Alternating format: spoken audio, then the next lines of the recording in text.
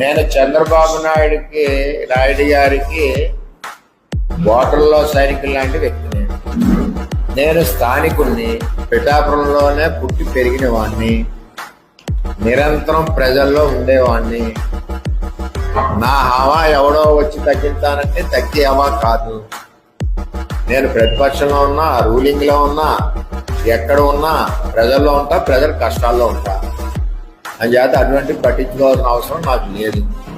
Godavari express వైజాగ్లో బయలుదేరితే ఎక్కువవాడు ఎక్కుతుంటాడు, దిగువాడు దిగుతుంటాడు. ఎక్కిదప్పుడమ్మా housing పట్టాలు అమ్ముకున్న డబ్బులు ఉంటే ఆ భోగిలు ఎక్కించుకుంటాడు.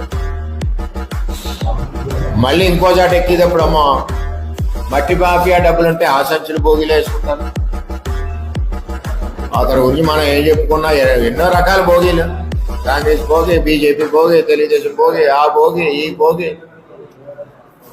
దాని గురించి అంత పట్టించుకోవాల్సిన అవసరం లేదు. అతని టెక్నాలజీ కూడా ఎవరికీ అవసరం లేదు.